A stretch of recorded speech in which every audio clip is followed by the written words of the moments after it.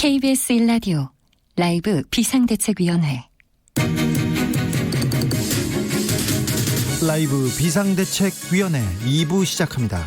코로나19 상황실로 이어갑니다. 5월 1일 금요일 코로나19 확진자는 어제보다 9명 늘었습니다. 이 중 8명이 해외 유입 사례입니다. 코로나 신규 확진자가 0명, 1명도 없습니다. 이런 뉴스를 전해야 되는데 이런 뉴스를 빨리 전할 날이 왔으면 좋겠습니다. 5월은 가정의 달입니다. 다른 때보다 가족들끼리 모임도 많고요. 날씨가 좋아서 야외 활동도 많이 가시죠.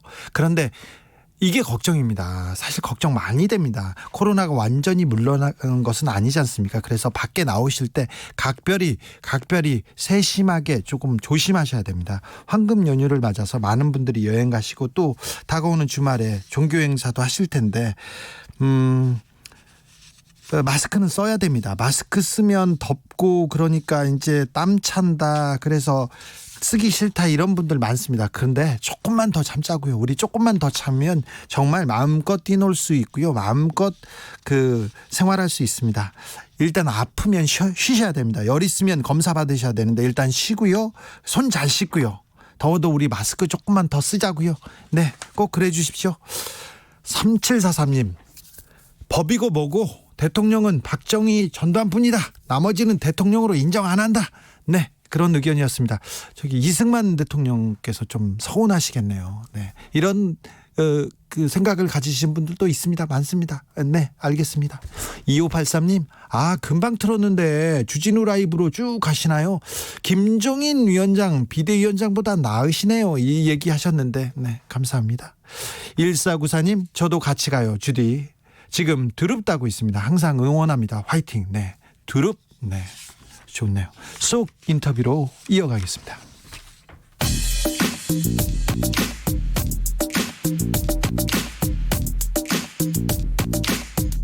쏙 인터뷰. 노동절을 앞두고 이천에서 큰 불이 났습니다. 참사가 났습니다. 이번 희생자 중에 많은 분들이 일용직 노동자여서 마음이 더 아픕니다. 이렇게 화재가 되풀이되는 이유가 뭘까요? 우리 노동자들, 특별히 열악한 노동 조건이 이럴 때마다 상처를 입습니다. 큰 화를 당합니다. 노동 조건을 개선할 수 있는 방법은 무엇인지 근본적인 문제점 짚어보겠습니다. 안종주 한국사회정책연구원 사회안전소통센터장 연결했습니다. 안녕하세요. 네, 안녕하세요. 네, 130주년 세계 노동절입니다. 예, 그렇습니다. 네, 그런데 화재 사건 때문에 마음이 무겁습니다. 이게 단순 화재가 아니라 중대 산재 사건이기도 한데요. 센터장님도 이 점 지적하셨고요. 예, 그렇습니다. 오늘이 이제 근로자의 날인데요. 네. 그 이틀 전에 이제 우리가 이천 화재 참사 생겼죠. 예. 그런데 그로부터 그 이틀 전인 4월 27일은 세계 산재 피해자 추모의 날이었어요. 예. 예, 그리고 이 사건이 터졌는데, 언론들이나 대부분 이 화재 참사다, 화재에 초점을 맞추고 있어서 저는 그것이 틀린 이야기는 아닙니다만은, 저는 이제 이 중대 산재 사고다, 사건이다. 네. 산재라는 것은 여러 가지로 이제 추락 사고도 있고, 우리가 가스 누출 질식 사고도 있고요. 이런 게 있지만은 이거는 이제 화재로 인한 중대 산재 사건이다 이렇게 이야기를 하고 있습니다. 네. 왜냐하면 이게 아무래도 이제 앞서 이제 말씀하셨지만은 일용직이나 하청 작업장에서 일어난 사건이고요. 그래서 화재는 겉으로 드러난 그냥 그 원인에 불과하다. 그래서 노동자의 안전을 소홀해서 벌어진 사건을 강조하기 위해서. 네. 그리고 이 사건은 기업들이 이윤을 극대화하고 공사 기간을 단축하기 위해서 위험 작업을 동시에 안전 조치를 하지 않고서 그래서 입지적인 사건이다. 강조하기 위해서 제가 이제 그런 말을 했습니다. 네. 항상 돈이 기업의 이윤이 우선하고 노동자의 안전은 항상 뒷전입니다. 결국은 노동자의 안전, 노동자의 그 희생을 통해서 이렇게 돈을 버는 구조가 이어지는 게 좀 가슴 아픕니다. 2008년이었던가요? 40명의 희생자를 낸 이천 냉동창고 사건 있지 않습니까? 그 예. 사건도 이 사건하고 거의 비슷한 구조, 비슷한 형식을 가지고 있지 않습니까? 예, 거의 뭐 판박이 수준이다 이렇게 이야기를 할 수 있습니다. 네. 2008년도에는 이천에서 그 냉동분류 창고에서 두 번의 화재 사건이 생겼는데요. 첫 번째 1월 달에 생긴 것이 이제 40명이 사망하고 9명이 부상당해서 이 규모 면에서도 이번 사건하고 거의 유사하다. 네. 이렇게 볼 수 있고요. 또 사건이 발생한 그 최초 지점이 지하 1층 지하였다는 것들. 그리고 이제 그 당시에 이제 우레탄 이 발포 작업을 하고 있어서 유전기에 불이 붙어서 갑자기 확산되는 바람에 전체 이런 피해가 커졌다는 점. 그다음에 이제 그 당시에도 공사 기간을 맞추기 위해서 아주 조급하게 공사 강행을 한 것이 사건의 원인이다. 이렇게 이야기를 우리가 평가를 그 차후에 하고 있습니다. 네. 이번에도 이제 이 2차 감식이 이천 것도 이제 진행 중인데 대략적으로 그 하청업체들이 공사 기간을 맞추기 위해서 공사를 강행하라는 원청의 그런 지시가 있었다 이런 증언을 하고 있습니다. 예. 여러 면에서 뭐 같은 것인데 우리가 그 교훈을 얻지 못했다고 볼 수 있는 거죠. 그러게요. 이런 사고가 되풀이돼서 너무 가슴 아픈데요. 어떤 제도가 이런 참사를 이제는 막아야죠. 이제 그치게 해야죠. 그런데 이런 참사를 막기 위해서는 어떤 제도가 필요한가요? 예, 그래서 저는 이제는 더 이상 그 노동자들의 뭐 안전 보건 교육을 철저히 하고 이렇게 이런 여러 가지 뭐 방 가지고서는 안 되겠다. 네, 그런 얘기는 맨날 얘기만 하잖아요. 그래서 아예 이제 중대재해기업처벌법 이런 것들을 만들자 이렇게 이야기를 하고 있습니다. 예. 이 법은 영국에서 2007년도에 기업 과실치사 및 기업 살인법이라는 이름으로 이제 제정이 되어서 기업 살인법이요. 예, 그렇습니다. 그런데 기업 과실치사가 앞에 있는데 되게 이제 그냥 줄이기 위해서는 뭐 기업 살인법에서 조금 더 거북할 수 있는데요. 기업 측면에서는. 네. 2008년 4월부터 시행이 됐거든요. 네. 그전에는 영국에서도 이 중대재해 산재가 있더라도 고의성이 인정되지 않기 때문에 대부분 무죄 판결이 나왔습니다. 그런데 계속 끊임없이 산재가 생기니까 더 이상 이런 방식으로는 안 되겠다 싶어서 기업의 부주의로 생긴 산재는 단순 과실치사로 보지 않는다. 그래서 기업이나 사용주를 범죄자로 규정해서 강력하게 처벌하는 그런 법입니다. 예. 이 법의 특징은 이제 이 상한이 없는 최악의 경우는 상한이 없는 그 설적 벌금을 물리고요. 통상적인 경우는 그 기업의 연간 매출액의 2.5 내지 10% 범위 내에서 그렇게 아주 우리가 벌금을 물리는데요. 이게 2011년도에 첫 이 법을 적용해서 유죄 판결이 있었어요. 예. 그때 판사가 한 말이 참 저한테 가슴이 와닿는데 벌금 때문에 회사가 파산한다 해도 이것은 기업으로서는 불행하지만은 필연적인 결과다. 이렇게 유죄 판결을 내리면서 판사가 이야기했습니다. 네. 이게 2008년도에 지질 환경 측정 회사에서 근무한 노동자가 시험 강구에서 샘플을 채취하다가 웅덩이에 빠져서 웅덩이가 아마 깊었던 모양에 사망한 사건이 있는데 영국 법원이 이제 기업 살인 이 법을 적용해서 그 당시에 우리 돈으로 한 7억 원의 벌금을 부과했는데요. 네. 이 회사 연 매출액의 한 250%에 달하는 액수입니다. 예. 이 회사 연 매출이 한 3억이 채 안 된다는 이런 뜻이죠. 예. 그래서 아마 이 기업이 노동자들이 안전한 그 환경을 만들지 않고 그 작업장을 내려보내서 그렇다 이런 거죠. 예. 영국은 그 뒤에 상당히 산재가 줄었습니다. 그래서 지금 영국에서는 우리 사망 만인율이라 그래서 노동자 10,000명당 사망하는 비율, 이걸 사망 만인율이라 그러는데 네. 이것이 이제 우리나라의 한 25분의 1 수준밖에 안 됩니다. 예. 그러니까 0.04 수준인데 우리나라는 지난해 1.08이거든요. 예. 그것이 지지난해보다는 조금 줄은 숫자가 이렇습니다. 그래서 우리가 얼마나 많은 노동자가 사망하고 있다는 것을 영국과 비교해서 바로 알 수 있는 것이죠. 네, 25분의 1이면 우리도 줄일 수 있고 우리도 좀 대책을 내놓기는 해야 되겠습니다. HBY님도 이 얘기하셨어요. 생명값을 100억으로 정해봐. 사고 팍 줄어든다. 이런 의견 주셨습니다. 그런데요, 이런 법이 만들어진다는 얘기는 많았어요. 그래서 네. 중대재해기업처벌법 이렇게 산재 사고 만들어내고 사람들 죽어가고 노동자들 죽어가면 처벌하겠다 회사를. 그런데 말은 많이 나왔는데 왜 법이 안 만들어지는 거죠? 예, 그렇죠. 이건 노동계 또 전문가, 시민단체 많은 곳에서 오래전부터 이제 우리도 영국식과 비슷한 그런 것들을 우리 실정에 맞게끔 도입하자 이렇게 됐죠. 네. 실제로 지금은 고인이 되셨지만은 정의당의 그 노회찬 의원께서 3년 전에 국회에 이 중대재해기업처벌법을 발의를 했습니다. 이 법 내용에는 이제 기업의 총수도 포함해서 재벌 우리는 뭐 총수 삼성이나 현대와 같은 그런 그 총수를 포함해서 사용자의 범위에 넣어서 우리가 이런 분들도 처벌할 수 있게 하자.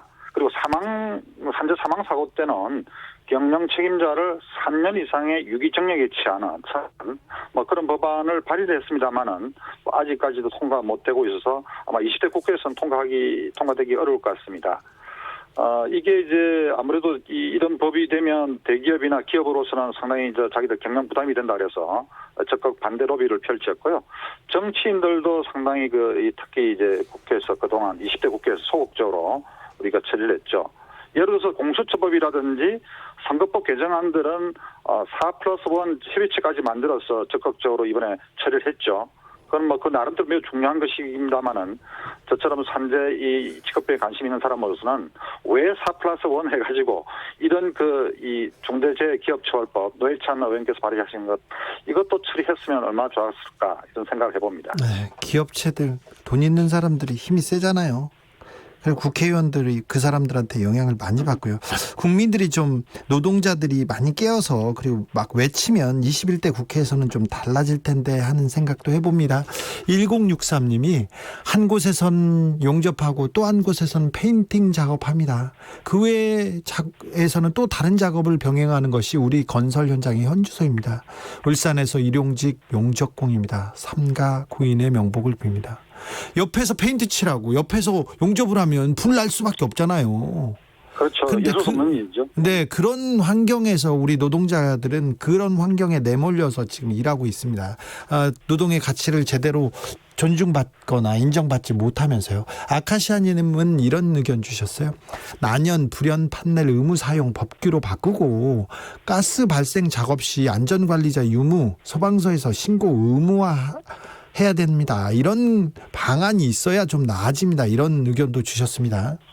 상당히 깊은 지적인 것 같습니다. 센터장님. 네. 이천 화재 희생자의 대부분이 하청 노동자, 일용직 노동자, 이주 노동자인데요. 이렇게 노동 취약계층이 산재에 고스란히 이렇게 노출되어 있는데요. 어떤 방식으로 개선되어야 한다고 보십니까? 네. 아무래도 산재 예방은 어떻게 보면 하나의 우리가 수단 가지고 이렇게 이루어질 수 있는 것은 아니라고 봅니다. 이게 이제 어떤 종합적인 대책이 들어가야 되는데요. 그중에 가장 중요한 것은 제도 개선입니다. 네. 그리고 이 제도 개선이 바탕이 되어서 우리가 안전 문화로까지 정착이 돼야 됩니다. 그뿐만 아니라 노동자에 대한 충분한 교육과 휴식 그리고 이 공사 기간을 단축하지 않는 안전이 곧 기업의 이윤이라는 생각을 가지고 하는 노동자를 소모품으로 보지 않는 그런 사회 문화가 매우 중요하죠. 네. 그리고 이와 함께 이제 이 노동자들이 아까 이 목숨값을 이야기를 했는데 생명은 우리가 남녀노소의 어떤 구분을 해서 가치를 정할 수 있는 것은 아니죠. 네. 그러나 이제 우리가 현실적으로서는 특히 이제 기업주의 어떤 부주의나 과실 인정될 경우에는 징벌적 성격의 우리가 보상액을 높여야 된다. 네. 아까 우리 지금은 대개 한 3, 4억 수준이거든요. 네. 많아봐야. 근데 그것을 몇 배 혹은 몇십 배 더 높이는 것도 필요하다. 그런 생각을 해봅니다. 장성백님 이런 의견 주셨습니다. 위험에 외주하는 재난의 계급화를 만드는 것입니다. 네, 그렇습니다. 심영선님은 우리 남편도 산업 현장에 있는데 안전은 딴 나라 얘기라고 해서 많이 걱정됩니다. 이렇게 얘기합니다. 산업 현장에서 일하고 다쳤는데 제대로 산재 보상도 못 받고 계속해서 일을 해야 되는 게 현실입니다. 코로나 시대에 경기가 위축됩니다. 그러면 일자리가 줄어들어서 노동자들의 인권은 더 무시될 것 같다는 그런 생각에 좀 걱정이 되기도 합니다. 센터장님. 네, 저도 그 부분은 동의를 하고 있습니다. 예.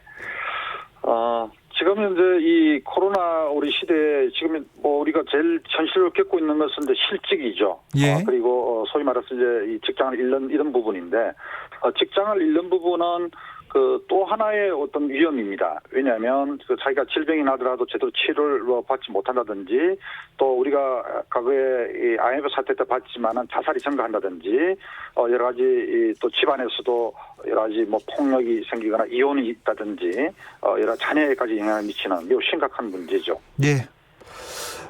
마지막으로 묻겠습니다. 노동자가 안전해하는 사회. 노동자가 안전해야죠. 이 사회가 바람직한 사회인데 이 사회로 가기 위해서는 어떻게 해야 될까요? 마지막으로 한 말씀 부탁드리겠습니다. 예, 그렇습니다. 노동자를 이 도구나 수단으로 보지 않는 그런 것이고요. 저는 이제 늘 강조하는 것이 기업주가 노동자가 하는 작업 현장에 그냥 단순히 자기가 고용한 그 노동자 혹은 하청 노동자나 인력 노동자가 일한다는 생각하지 말고 자신의 자녀가, 자신의 형제가 아니면 자신이 그 작업장에서 일을 한다고 생각하면서 여러 가지 안전에 대한 투자라든지 안전한 조치라든지 그런 것들을 해야 된다. 그런 것이죠. 예. 네. 7556님은 제일 문제는 저가 공사 때문인 것 같아요. 정부 공사든 지자체 공사든 하도급에 하도급 이렇게 내려갈수록 공사비가 적어지니까 쌀 인력을 쓸 수밖에 없어요. 그러다 보니까 사고가 날 수밖에 없고요. 이런 지적도 좀 수긍이 가기도 합니다. 여기까지 듣겠습니다. 네. 지금까지 안종주 한국사회정책연구원 사회안전소통센터장이었습니다. 감사합니다. 라디오 정보센터로 가겠습니다. 조진주 씨. 오늘 낮 12시 6분쯤 경남 산청군 지리산 천왕봉 인근에서 환자를 구조하다가 15m 상공에서 떨어진 소방 헬기 사고로 60대 환자와 보호자 등 2명이 숨졌습니다. 코로나19 신규 확진자가 어제 하루 9명 늘어 오늘 0시 기준으로 누적 확진자는 모두 1,774명입니다. 신규 확진자 9명 중 8명은 해외 유입 사례인 것으로 방역당국은 잠정 집계했습니다. 최근 코로나19 신규 확진자가 줄어든 상황에서 시민들의 마스크 착용이 다소 느슨해졌다는 평가와 관련해 정부가 조만간 보완된 마스크 착용 지침을 발표할 방침입니다. 정부는 오늘 정부 서울청사에서 정세균 국무총리 주재로 임시 국무회의를 열고 전국민 긴급재난지원금 지급을 위한 12조 2천억 원 규모의 2차 추경 배정 계획안 등을 심의 의결했습니다. 정세균 국무총리는 긴급재난지원금과 관련해 이제 국민께서 빠르고 편리하게 받으실 수 있도록 하는 것이 중요하다면서 지원금 신청과 지급 절차를 최대한 간소화해달라고 주문했습니다. 강기정 청와대 정무수석은 여권 일각에서 제기된 개헌론과 관련해 청와대와 정부는 전혀 개헌을 생각하지 않고 있다고 선을 그었습니다. 더불어민주당 이인영 원내대표는 오는 8일 20대 국회 마지막 본회의를 열어 남은 법안들을 최대한 많이 마무리하자고 통합당에 제안했습니다. 지난달 수출이 1년 전보다 24.3%나 감소하며 99개월 만에 무역수지 적자를 기록하자 정부가 수출입 관련 동향을 밀착 모니터링 해나가겠다고 밝혔습니다. 지금까지 라디오 정보센터 뉴스였습니다. 나비처럼 날아 벌처럼 쏜다. 주진우 라이브 커밍 순. 내일은 좀 더 나아질 거예요. 확실해요.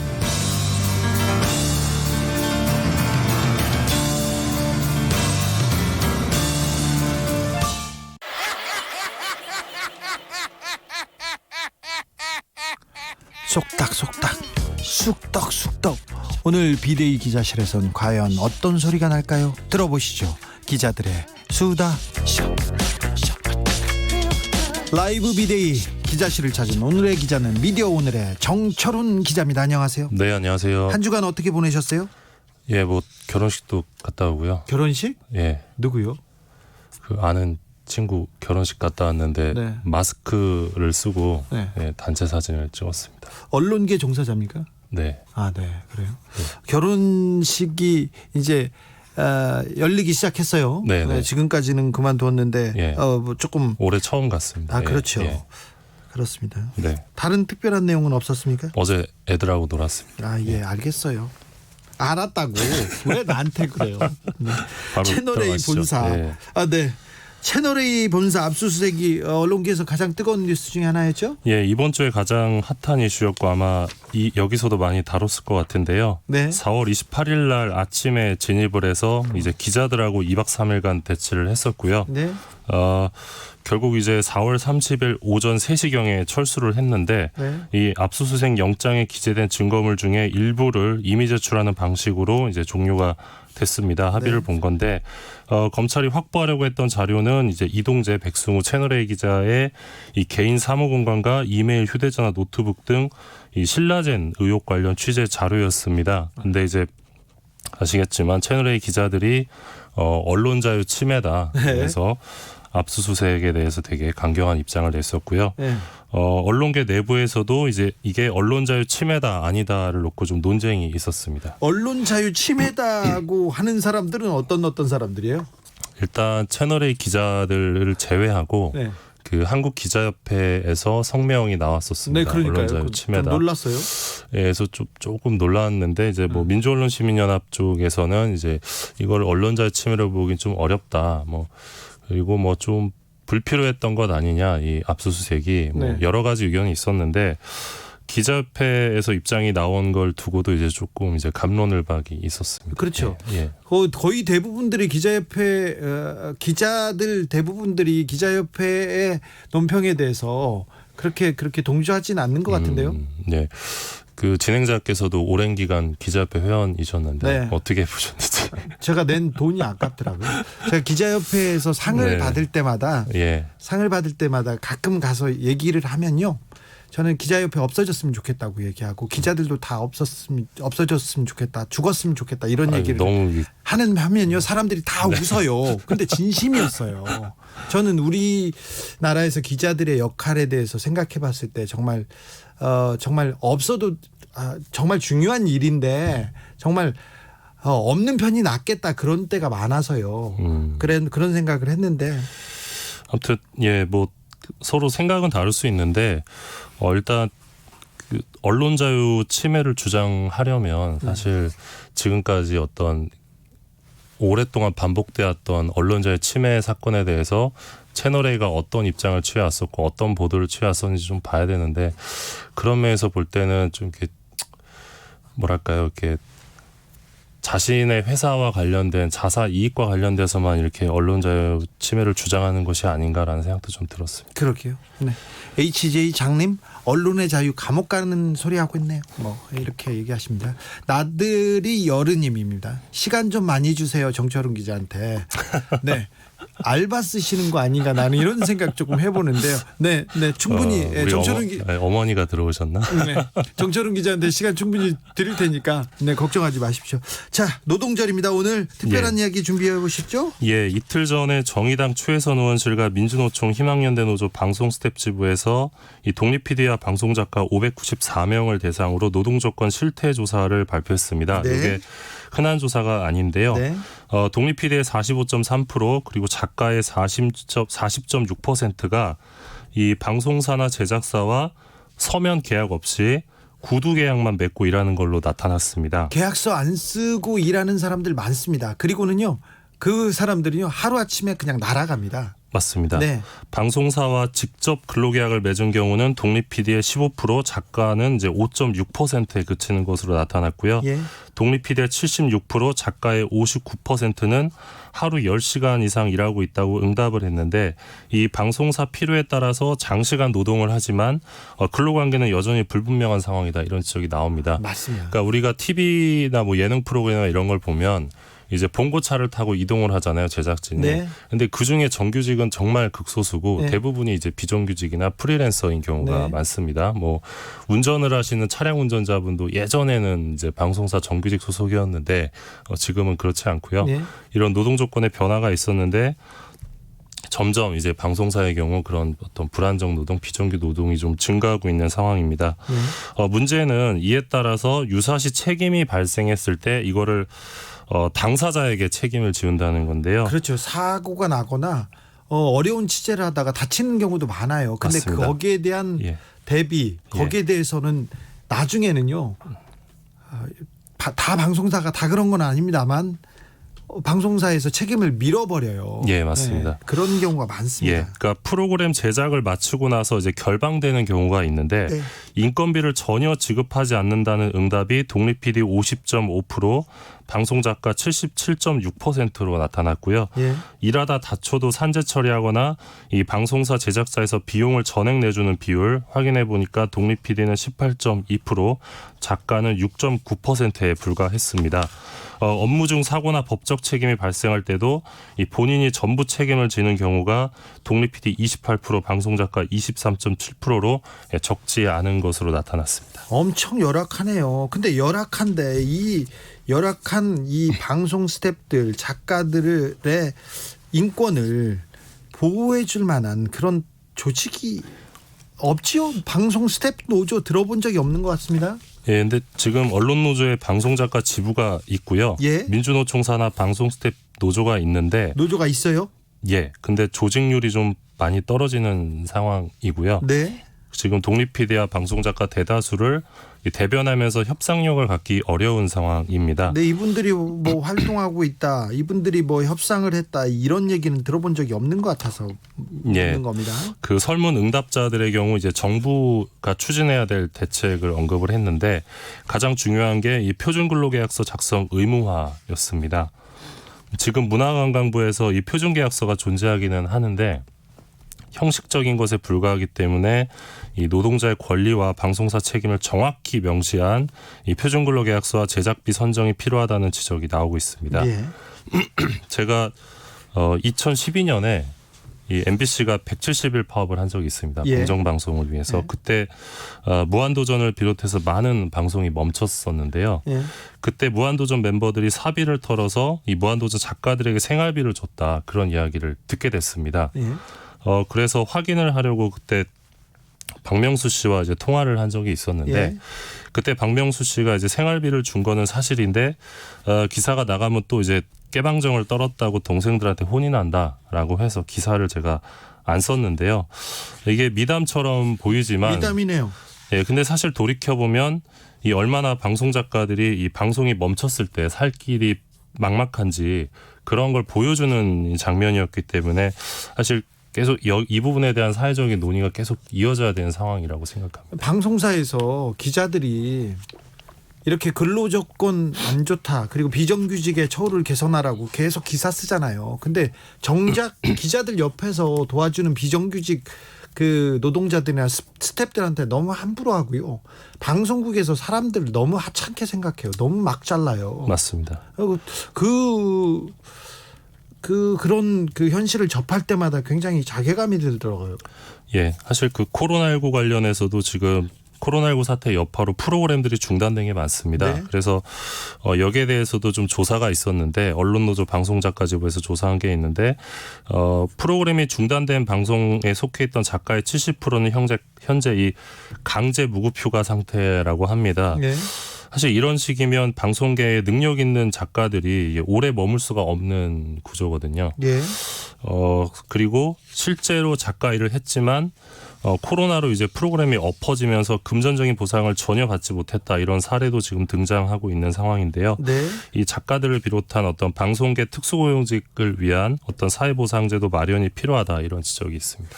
아까 문화체육관광위원회 위원장인 안민석 의원 만났는데 이런 부분에 대한 법안이나 대책에 대해서 물어봤어야 되는 거 아닌가 생각하는데 예. 이렇게 열악한 상황이라는 거를 정부도 압니다. 그런데 뭐 대책이 나오는 건 없어요.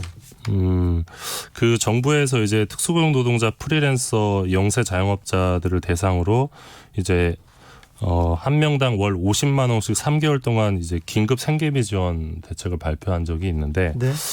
근데 코로나 이제, 때문에 지금 발표한 거죠? 예. 근데 이제 지원을 받으려면 이 소득 감소를 증빙할 자료와 함께 계약서가 필요한데, 계약서가 아예 없는데요? 예, 그러니까 구두 계약을 주로 이제 의례적으로 하다 보니까 이거를 신청을 할 수가 없는 거예요. 예. 그리고 이제 프로그램 이동이 빈번하고 일회성 프로도 많고 하다 보니까 어떤 직종별 특성에 맞는 실효성 있는 보완책이 필요한 상황이다, 그런 생각이 듭니다. 예.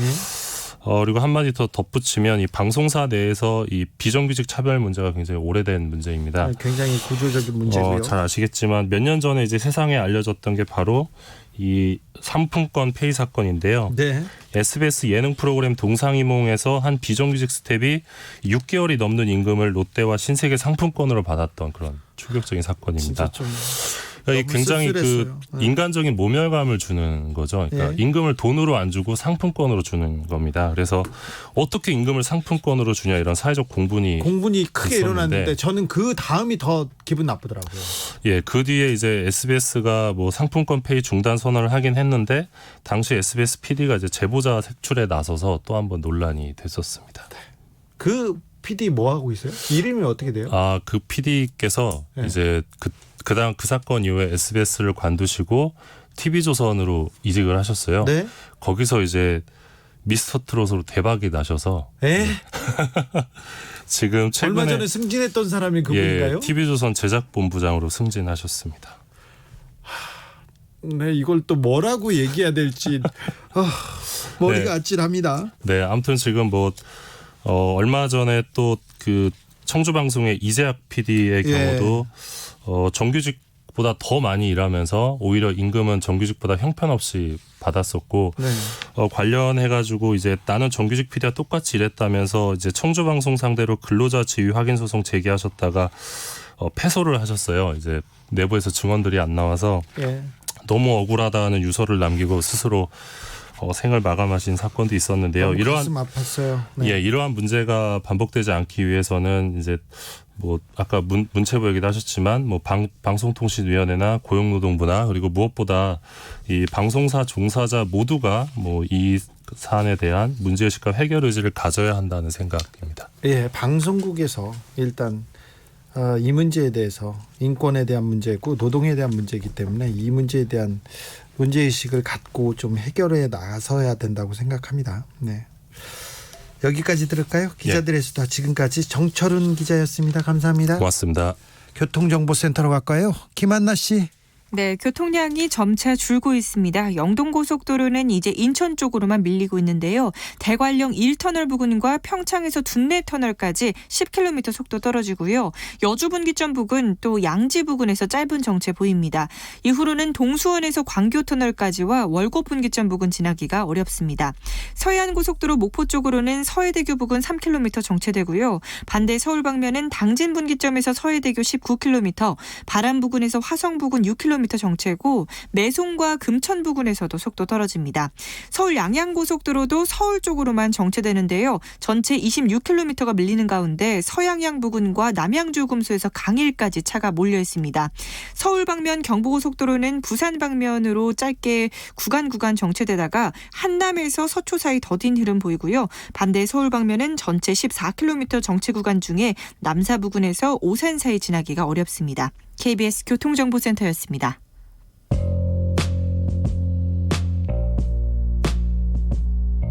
당신의 저녁은 예전 같진 않겠지만 계속 똑똑해진다.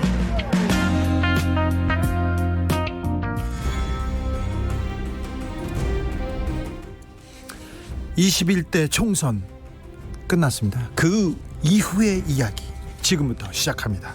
2020 의석 전쟁 후. 최영일 평론가 어서 오세요. 네, 안녕하세요. 미래통합당 상황. 네. 네. 혼란입니다. 혼란이 길어지고 있어요. 네. 이 이상하죠? 왜냐하면 전국위원회에서 김종인 비대위원장을 가결시켰는데 위원장은 안 나오고 계시고 네. 지금 이 시간만 하루하루 길어지고 있습니다. 근데 나온다 안 나온다 나온다 안 나온다 계속 지금 또 비판하고 또 상대방이 또 비난하고 네네, 찬반. 계속. 그래서 이 얘기 말고 다른 얘기는 없습니까? 근데 이 얘기를 한번 매듭을 지어야 돼요. 매듭이요? 왜냐하면 그래서 김종인 위원장과 당을 엮어줘야 되는 사람이 지금 권한대행이잖아요. 예. 심재철 원내대표. 네. 그런데 엊그제 입장문을 냈는데 네. 나의 역할은 여기까지다. 여기도 나가 떨어졌군요. 나가 떨어졌습니다. 그러면서 저 김종인 위원장 집에 가서 맨날 네, 읍소 했는데 나가 근데 떨어졌네요. 당내 입장과 김정인 위원장 입장은 조율을 못하는 거죠. 네? 저는 절충안이 있다고 봤어요. 네. 왜냐하면 지금 이 상임 정국위가 정족수 미달로 안 열렸기 때문에 열려서 뭐 부결시켰으면 문제인데 다시 열면 되거든요. 날 네. 잡아서. 45명 중에 절반 이상 23명만 나오면 돼요.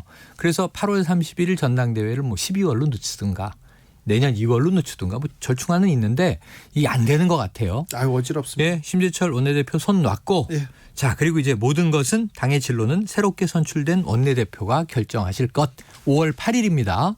그러니까 지금 5월 1일 됐으니까 일주일 남았죠. 원내대표 선거가 매우 중요하네요. 매우 중요합니다. 네. 그러니까 차기의 당권까지도 예. 누가 원내대표가 되냐에 따라서 결정되는데 그렇죠. 팁이 지금 어디 있냐면 네. 심재철 원내대표가 이런 말씀을 하셨어요. 뭐냐면 자 제발 새로운 지도부가 선출되면 구태는 그만하고 예. 선당 후사의 정신으로 좀 새롭게 당을 만들어 나가자. 지금 못하는 게 일주일 후에 될까요? 네. 또 그리고 이제 원내대표가 누군지도 중요하지만 네. 지금 5선, 4선, 3선 여러 명이 이제 도전의 의사를 보이고 있는데 원내대표는 한 명이 뽑힐 텐데 우리가 아는 그 인물 중에 한 분일 거예요. 그렇죠. 제스트라다무스 네. 원내대표 누가 유력합니까? 이거 갑자기 네. 훅 들어오십니까? 네. 누가 유력합니까? 지금 여러 파전이라고 말씀드렸잖아요. 아니, 그러니까요. 지금 이제 일단은 뭐 5선 같은 경우에는 주호영 의원도 있고요. 네. 3선 같은 경우에는 지금 조호영 의원은 원내대표로 갑니까? 당 대표가 아니라? 일단 원내대표 출마 예정자로 돼 있어요. 예. 네. 그리고 5선 3명, 뭐 4선이 한 3명, 3선에서도 하태경 의원 등등 네, 조혜진 의원도 있고 그러니까 그 안에서 보시면 그나마 통합당 내에서는 중도파도 있고 강경파도 도전하지 않을까 이제 강경파는 예상되는데 누구 있습니까? 그런데 김태흠 의원이 있어요. 아, 예. 예, 이제 친박계로 분류되는. 그렇죠. 김진태 의원도 거론이 됐지만 네. 네. 모르시는데 낙선했습니다. 낙선. 허영 네, 허영 당선자한테. 후보가 춘천에서 이 리턴 매치에서 이제 뒤집었죠. 네. 그래서 그런 흐름들을 보면 이 결국은 이 요약을 하면 중도파냐 강경파냐 싸움인데 이 흐름을 보면 중도파죠. 예. 네. 이번엔 중도파가 좀 우세하면 그러면 주호영 의원이 주호영 의원도 개중에는 지금 조금 논의가 되고 있는데 사실은 우리가 당심은 알 수 없어요. 왜냐하면은 지금 84명이 지역구로 들어갔잖아요. 네. 이 중에 거의 50% 40명이 초선이에요. 네. 초선의 마음을 누가 잡느냐. 미래통합당도 그렇고요. 더불어민주당도 마찬가지예요. 그렇고요. 다 초선이 많아서요. 초선 비율입니다. 이번에 당내 원내대표 선거에서는 다 초선이 먼저다를 다 외치고 있습니다. 네네. 초심을 잡아라. 네. 뭐 이런 얘기를 하고 있는데 근데 지금 이 묘한 게 5월 7일이 지금 여당인 민주당 원내대표가 새로 뽑힙니다. 네. 다음 날 8일이 통합당이 뽑힙니다. 네. 그럼 먼저 뽑히는 쪽의 원내대표를 보고 네. 상대당인 통합당은 저 사람이 지금 민주당의 원내대표가 됐어. 그럼 다음 날 기류가 조금 영향을 미칠 수 있어요. 영향을 미칠 텐데 초선 그렇죠. 의원이 거기까지 읽을 수 있을까요? 초선을 무시하시네요. 그냥 배지를 처음 달았다 뿐이지 이분들이 다 나름 이 정치권에서는 또 선수예요. 아유, 꼭 그렇지만은 않은 것 같아요. 예를 들면 이제 주 기자님이 국회 들어가 보세요. 5선급 초선 의원이지. 아이고 무슨 소리세요? 생각을 해보십시오. 무슨 소리세요? 초선 의원을 무시하시면 안 됩니다. 네, 무시하는 건 아닙니다. 그리고 각 분야에서 자기 전공을 쌓고 전문 네. 분야가 있는 분들이 많이 국회로 갔습니다. 그래서 이번에는 그 어떤 때보다도 역할을 할 것 맞아요. 같은데 근데 또 아주 뛰어난 사람들이 국회에 가지 않습니까? 그러면 300분의 1이 돼가지고 맞아요. 그냥 그만한 분들이 너무 많아요. 좋은 분들이 이제 다선을 할수록 네. 망가져가는 모습을 많이 보면서 마음 아프셨던 적이 다 유권자로 있으실 그렇죠. 거예요. 자, 그런데 여의도에서 국회에서 정치력을 보여주기라는 굉장히 어렵거든요. 다음 주 8일이니까 저는 이 최피셜 네. 그냥 주호영 의원 찍겠습니다. 네. 왜냐하면 이번에 김부겸 의원을 꺾었어요. 네. 대구는 워낙 TK라 이제 보수의 텃밭이긴 했지만 그래도 이제 다 내부 싸움이에요. 네. 그 대구에서는 지금 내부 경선 올라가면 무조건 당선이었는데 일단 최피셜 얘기해서 저희가 주호영 의원은 모셔서 그래요? 예, 스튜디오에 한번 모셔서 얘기 나누겠습니다. 제가 추천했다고 말씀해 주세요. 네. 2020 의석전쟁 번외편입니다만 대망의 마지막 시간입니다. 오늘이. 네.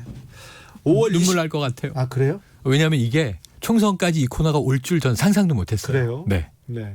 이런 유종의 미를 거둘 줄이야. 네. 그리고는 또 우리 최영일 평론가는 어디 못 가고요. 네. 다른 코너에서 묶어두었습니다. 네. 그럼요. 선거는 계속 돌아오니까요. 그렇습니다.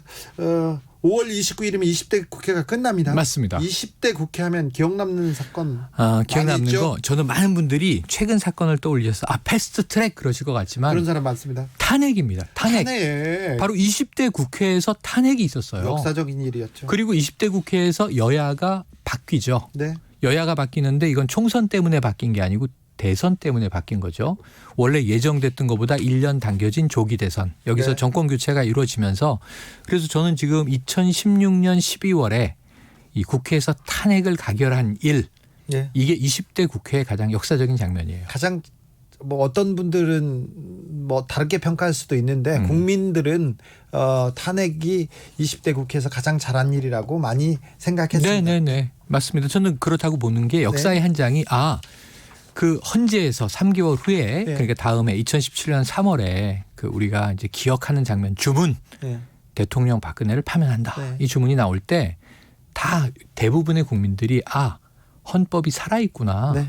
이게 권력에서 그냥 이제 국민들을 어찌 보면은 이제 말만 주인이고 주인이 아닌 것처럼 갑을 관계가 뒤집혀 있다가 갑과 을의 자리를 확인시켜주는 장면이었다. 그런데 네. 진짜 3년 전이잖아요. 3년 됐네요 벌써. 근데 3년 전인데 사람들이 10년 전, 30년 전으로 지금 까마득한 일로 생각해요. 네네네. 그때는 촛불이 국민 대다수 그러니까 90% 이상이 지지하는 촛불이었고요. 그리고 국민 대다수 90% 가량이 탄핵 찬성에 동의했어요. 네 맞습니다. 그래서 그때 박근혜 대통령이 의원을 만들어준 그런 사람들도 이건 안 된다. 탄핵해야 된다. 그래서 맞습니다. 미래통합당 소속 그러니까 그때 새누리당 의원들이 정말 많은 사람들이 탄핵해야 된다고 거기다 도장을 그때 찍었어요. 기억해 보시면 이 비선 최순실 관련해서 뭐 우병우 당시 이제 민정수석이나 청문회가 벌어져요. 네. 재벌도 다 나오고 하죠. 최순실 하지 말고 최서원을 써야 된대요. 공식적으로. 그런데 저도 계속 최순실 하는데 최순실이라고 얘기하면 최서원 씨가 소송 건답니다. 그래요. 최서원으로 정정하겠습니다. 네, 최서원 씨. 당시에 이제 비선실세 최서원 씨. 정유라 아니고 뭐죠? 정유라죠. 정유연이 아니고. 정유연이 아니고 정유라. 이름들이 많으세요. 그런가요? 그분들이 좀 이름을 자주 바꾸세요. 그 독실한 기독교 신자인데 점을 많이 보시더라고요. 그럼 코너 바뀌면 저도 최일영이라고 하고 올까요? 아니요. 그런 거는 필요 얼굴에 점 찍고 올까요? 아니요. 네, 필요 없죠. 자, 그래서 이제 이 탄핵이 가장 이 역사적인 한 장을 장식한 장면이다. 네. 20대 국회에서는. 그런데 생각해 보시면 그것 때문에 지금 미래통합당이 참으로 질곡을 겪습니다. 네. 왜냐하면 그때 사실은 야당이었던 민주당도 탄핵은 생각하지 않고 있었어요. 탄핵이 감히 그 입 밖에 내는 게 얼마나 무서운 일이었어요. 고 노무현 대통령 시절에 저들이 탄핵을 걸었다가 역풍을 맞고 그때 열린우리당이 총선에서 압승을 하고 과반 이상을 점하고 이런 흐름들을 보면서 탄핵이 얼마나 무서운 영린인지를 알고 있었는데 민주당도 사실은 처음엔 주저주저 했는데 촛불이 명령하니까 야당이 할 수 없이 국회 내에서 탄핵안을 가동을 했고 그다음에 이제 새누리당 여당의 일부까지도 이 정권 안 되는 거 아니냐. 그래서 그때 갈라져서 찬탄파 반탄파. 그러니까 이제 반탄은 지금 새누리당이 이제 친박계인 거고요. 개파가. 그리고 탄핵에 찬성했던 사람들이 당에서 떨어져 나와서 바른정당, 바른미래당, 새로운 보수당 돌고 돌아 지금 다시 돌아와 있는 거예요. 김무성 의원께서 탄핵에 가장 강력하게 찬성하는 분이셨죠. 당대표도 지냈던 김무성 의원이 당시에 무슨 이야기를 했냐면 이 정당은 당시엔 새누리당입니다. 완전히 해체하고 모든 자산을 국가에 헌납해야 한다. 라고 해서 김무성, 유승민 두 사람이 이 두 대주주가 이제 당을 차라리 이제 만들고 나가자 했는데 결국 김무성 의원 먼저 돌아오시고 유승민 의원 한참 돌아서 잘못된 결혼을 했습니다. 하고 안철수 이제 대표와 헤어져서 돌아오시고 그때부터 이렇게 이 긴 광야의 역사가 시작이 됐어요. 네, 그때 100만 촛불이 이어졌고요.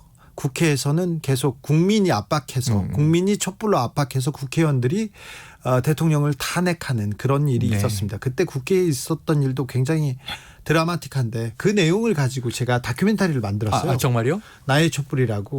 그래요? 볼 수 있어요? 그런데 유튜브에서? 코로나 때문에 네. 개봉을 못 하고 지금. 지금 필름이 이렇게 묻혀 있군요. 네, 그러고 있습니다. 기대해 보겠습니다. 대통령 탄핵 얘기 넘어가서 또 네. 20대 국회 이 장면 기억하는 거 기억하는 분들 많습니다. 빠루망치 빠루. 이거 빠루가 이제 일본 속어로 공사장에서 많이 써서 이 큰 못을 철거할 때 공사장에서 쓰는 건데 우리말로는 노루발이라고 해요. 노루발 망치로 예. 바꾸겠습니다. 근데 이 단어를 또 이 나경원 전 원내대표가 직접 들고 온 당시에 나경원 원내대표가 이 노루발인데 이게 뭐 사실은 굉장히 뭐 흉기처럼 보이죠. 그냥 긴 쇠파이프예요. 묵직하고. 네. 이걸 딱 굉장히 결연한 표정으로 들고 서서 어쨌든 이번에 패스트트랙에 세계 법안이 올라가는 걸 막겠다. 네. 그래서 국회 선진화법이 2012년에 이제 통과된 이후 사실은 식물국회 비난을 많이 받았는데 네. 이 패스트트랙 저지 때만은 다시 동물국회가 돌아왔어요. 예. 그래서 많은 정치 전문가들이 식물국회가 낫냐 동물국회가 낫냐 그러다 결론은 뭐냐면 우리가 식물과 동물을 모욕해서는 안 된다. 네. 네, 그 둘은 인간에게 아무런 해를 끼치지 않습니다. 네. 그래서 그냥 국회가 나빴던 거죠. 20대 사람들이 나쁜 거예요. 그래서 이 패스트트랙에 올라갔어요. 저지 못했어요. 그리고 4+1 협의체의 결의로 결국은 세계 법안 지금 이제 올해 우리가 보게 될 여름에 보게 될 공수처 신설 법안 검경 수사권 조정안 그리고 이번에 비례정당 때문에 누더기가 됐다라고 혹평을 받은 선거법 개정안이 통과되게 됐습니다. 네, 통과했죠. 우여곡절 끝에 그게 지난 4월 일입니다. 지난해 4월. 불과. 네. 헌법재판소 2016 헌나 1 2017년 3월 10일의 일이고요. 네네. 2861님이 지적해 주셨습니다. 그리고 나서 자 국회 탄핵과 패스트트랙을 거쳐서 네. 국회는 또 한 번에 소용돌이가 칩니다. 이번에는 조국 전 장관 네, 사건이었습니다. 맞습니다. 이게 기억하실지 모르지만 지난해 9월 6일이 인사청문회였어요. 네. 인사청문회는 8월에 지명이 됐거든요. 네. 그러니까 8월에 열렸어야 되는데 아니 이제 인사청문회 열어달라고 송부했는데 국회가 안 열고 버티다가 9월 초에 아마 조국 장관이 직접 1박 2일 기자회견하는 기억 나실 자기가 겁니다. 했죠 먼저. 네네. 네. 그런데 또 이제 국회가 비난을 하죠. 네. 왜 지금 청문회도 하기 전에 언론 플레이를 하느냐. 하도 청문회가 안 열리니까 그렇게 이야기를 했는데 사퇴할 용의가 없다. 나는 청문회까지 가서 평가받겠습니다. 9월 6일 청문회는요. 국회는 한 일이 없어요. 네. 일은 검찰이 다 했어요. 그 그렇죠. 당시에는. 검찰이 네. 그 정치 일선으로 그냥 발벗고 그냥 뛰어들었죠. 그래서 그 조국 전 장관이 이 법무부 장관 후보자로 청문회를 받는 날 밤에 이 부인 정경심 교수 지금도 계속 재판이 이어지고 있습니다만 소환 없는 기소를 기소했죠. 당했던 거죠. 네. 네. 그 이후에 이것이 뭐 적합했느냐 아니냐 하는 것은 재판의 결과가 말해줄 것 같은데 네. 벌써 지난해 가을 얘기인데요. 네. 올 봄이 지나고 있습니다. 국회에서 있었던 일인데 청문회 전에 조국 전 장관이 나와서 지금 나한테 벌어지고 있는 수많은 의혹들에 대해서 해명한다고 했었어요. 네. 그때 국회 청문회가 열리기 전에 이미 네. 언론에서는 청문회를 열었고요. 맞아요. 검찰발 기사를 막 쏟아내서 네. 거의 그 조국 전 장관 후보자는 그로기 상태였습니다. 그렇게 생각되죠. 지금 연타가 날라왔는데 저도 초유의 사건인 게 언론에서 네. 저도 이제 매일 오늘의 속보 오늘의 뉴스면 처음에 자 사학재단 비리 의혹 그 이제 선친으로부터 물려받았던 네. 거죠. 이사로 한 10년 활동했던 그리고 두 번째로 뻥 터지는데 딸의 입시 비위 의혹 네. 이건 약간 정유라 이대 입시 비위와 막 이렇게 같이 네. 엮여서 활용이 됐고요. 세 번째로는 사모펀드 의혹 네. 이런 게 나오는데 이게 하나하나가 어마어마한 사건으로 여겨지게 네. 보도량은 역대급으로 많았다. 그렇죠. 역대급이었습니다. 대선 후보도 이만큼의 집중을 받지는 않았는데 네. 그때 그 청문회가 열렸는데 그 태도 조국 전 장관 후보자의 태도와 기자의 태도가 너무 달라서 그리고 네. 기자들의 수준이 너무 낮고 네. 부족해가지고 제가 너무 창피하더라고요. 수많은 기자들이 조국 교수로부터 강의를 받는 것 같았다. 네. 근데 조국 전 장관 후보자는 이렇게 바른 자세로 이렇게 공손하게 이렇게 네. 대답을 하는데 네. 기자들은 막 거의 누워서 질문하는 거예요. 뭐 건방지게. 이렇게 목도 뭐 이렇게 의자에 걸치고 있고. 아니 근데 그 사람들 박근혜 이명박 정권 때는 손 모으고 네네. 얼마나 공손한지. 그랬었죠. 네, 그때 제가 계속 막 누워서 질문하려고 그랬거든요. 아니 패러디된 사진도 본 것 같은데 주 아, 기자님도 현장에 앉아 있는 거. 아니 저는 천상 가브리엘님 하셨나요? 주 기자 기자 간담회 뒤에서 웃고 있던 거 기억난다 이렇게 얘기하는데 거기서 그냥 앉아 있었는데요. 그냥 그 패러디 사진이 아니라 실물이었군요. 네네 그냥 앉아 있었어요. 그냥 웃겼어요. 그 기억이 나네요. 네. 하지만 이제 기자로서 부끄러움을 느꼈다. 네. 이제 시간이 흘러서 고백하시는 거군요. 네, 그러면 네. 부끄러웠죠. 그 조국 전 장관 이게 조국 사태가 뭐 지금 사실은 이 그 해를 이후에- 바뀌고도 끝나지 않았고요. 그렇죠. 기소되고 그리고 지금 계속 가고 있고. 가장 큰 이슈로 지금 이어지고 있죠. 네, 올해 들어와서는 이게 어떻게 파생되냐 하면 조국 전 법무부 장관으로서는 검찰개혁 기틀만 놓고 이제 사퇴하잖아요. 네. 근데 이제 더 타고 올라가서 민정수석 시절에 벌어졌던 일들이 하나하나 기소되지 않습니까? 네. 울산 선거 개입 뭐 의혹, 네. 고래고기냐 화무 사건. 아니면 네. 선거 개입이냐. 네. 그리고 또 이제 최강욱 지금 당시에는 공직기관 비서관 현직이었는데 네. 이 일 때문에 사퇴하고 나와서 지금 국회의원이 됐죠. 예, 재판받고 이 있습니다. 비례대표로. 근데 재판은 또 시작이 됐고 언론하고 또 지금 이제 일전을 불사하고 있죠. 네. 그래서 조국 전 장관 사태는 아직도 계속되고 있다. 계속되고 있죠. 재판이 끝나야 우리가 법적 결과를 확인할 수 있고 언론전은 끝나지 않을 것 같습니다. 검찰에서 조국 전 장관 사건을 너무 키워놔가지고요. 네. 아직도 지금 그 조국 사태는 지금 끝나지 않고 이어지고 있습니다. 그래서 끝으로 제가 한 가지 키워드만 더 붙일게요. 예. 지금 탄핵, 패스트트랙, 조국 전 장관 사태는 이제 야당의 적극 공세도 있었지만 여기는 언론과 검찰이 함께 움직이는 느낌으로 굉장히 거대한 흐름을 만들어내서 오죽하면 국민 여론이 자 서초동과 광화문, 나중엔 여의도와 광화문 이렇게 쪼개지기도 했고요. 네. 자 마지막 하나 20대 국회에서 제일 나빴던 거 고쳐지지 않는 나쁜 이 관습 같은 건데 막말이요 막말. 네. 국민들 마음에 상처내는 사실 정치는 말로 하는 거거든요. 네. 네. 네. 그래서 그 부분은 제가 좀 비판을 거두고 싶지가 않습니다. 네, 비판하셔야죠. 네. 네. 채널 A 사건이 국민들한테 그 주는 게 검찰과 언론이 이렇게 합작해서 한 사람을 잡으려고 하는구나 이런 네. 네. 그 의혹을 받게 되는 거잖아요. 맞아요. 그래서 검찰 개혁은 어느 정도 지금 궤도에 올랐는데 언론 개혁은 언제 이루어지냐 이런 그 사람들도 많고요. 그런 기대를 하는 사람도 많습니다. 4605님이 21대 국회는 끊임없는 토론과 논의가 정말. 필요합니다. 예. 소통이 야외 제일 중요하죠. 투쟁 말고요. 막말하지 말고요. 애들이 보고 배웁니다. 이렇게 얘기합니다. 보고 배웁니다. 네. 2020 의석전쟁 오늘이 마지막 시간이었습니다. 네. 최스트라다무스 최영일 평론가는 더 재미있는 코너로 다음 주부터 만납니다. 확실합니다. 감사합니다. 네. 감기가 무량하고요. 네. 그동안 감사했고요. 다른 이 코드네임으로 돌아오겠습니다. 네. 선물 마칠 시간입니다. 자, 선물 받으실 분은 라이브 비데이 홈페이지에서 확인하시고요. 내일은 비데이 스페셜이 방송됩니다. 킬러스의 미스터 브라이트사이드 들으면서 라이브 비데이 대장정을 오늘로써 마무리하겠습니다. 지금까지 비데이 아슬아슬하고 이렇게 걱정하면서 이렇게 봐주셔가지고 너무 죄송하고 감사합니다. 비데이 지금까지 함께해 주신 청취자 여러분 정말 감사합니다. 좀 더 잘하겠습니다. 더 나아지는 모습 보이겠습니다. 월요일 오후 5시 5분에는 주진우 라이브로 돌아오겠습니다. 지금까지 주진우였습니다.